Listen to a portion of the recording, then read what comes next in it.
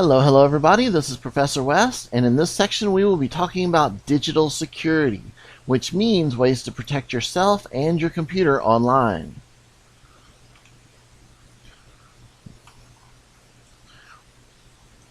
One of the common things that people use is an antivirus program. There's a lot of them out there. I use the one from Norton. It's not too expensive, but there's some free ones out there also. You can Google it and see which one fits your needs the best. Google is pretty well known, and in addition to actually doing antivirus, they give other ways to protect you. And one of them is this list that they created of things that you can do to be safer online. So I just thought I'd run through them real quick. Don't open mail from strangers. I know we get tons of emails, but it's a good idea to only open it if you know for sure who it's from. Now that's not always possible because sometimes there's going to be things that you're not entirely sure about, but you're going to open. But just be wary and try to make good decisions. Make sure your devices are up to date.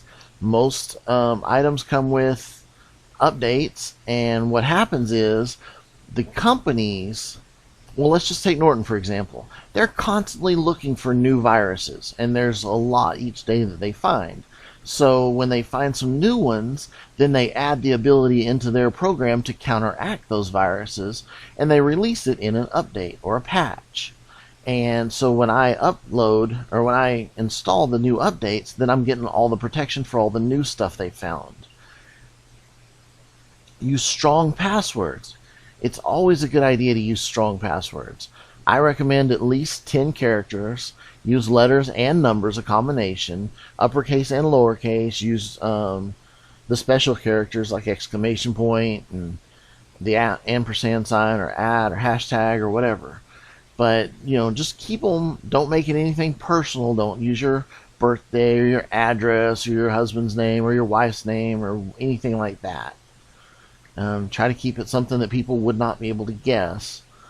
And let's see, next is the two-factor authentication. Most of you are probably familiar with this. When you log into school, for example, they send a text to your phone and you have to enter the number that they sent. That's just an extra step to verify that you're you. If somebody steals your password and tries to log in, hopefully they don't also have your phone and won't actually be able to get into your stuff. Banks use it now. A lot of other places use it. Anytime you can, it's a good idea to go ahead and use the two-factor authentication. So don't click on strange-looking links. Well, that one should be pretty obvious. Avoid any unsecured public Wi-Fi. A lot of times if you go to an airport or a hotel or a coffee shop, they'll have Wi-Fi. Sometimes there will not be a password to it, which makes it unsecured, which means anybody can access it and even hack into it. Another part of that is sometimes people will bring their own Wi-Fi to a place like that, like to Starbucks, and set it up, and maybe it's called Starbucks 2 or something like that.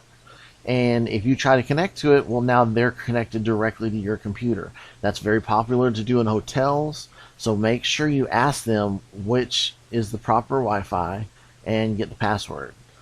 And even then, be careful, because if it's public, even if it's secured, if it's public, there's still more of a risk than like your home Wi-Fi.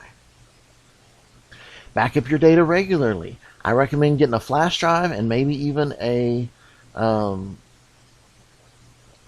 storage device, like a hard drive, like an external hard drive. I use one of those about once a month. I back everything up onto it, and that way if anything ever happened and my computer crashed, I would not lose anything beyond that. Everything that I backed up is going to be safe. Educate your family. A lot of people don't know about all these risks, so if you want, share some of this information with some of them. It might help. And of course, avoid sharing personal information. This being the digital age where people put everything on social media, this is kind of difficult. But the bad people out there are looking for stuff like that. They want to know where you live. They want to know when you're going to be at Pilates or when you're going to be at shopping or wherever you're going to be. And the more information about you they can gather, the easier it is to break into your stuff.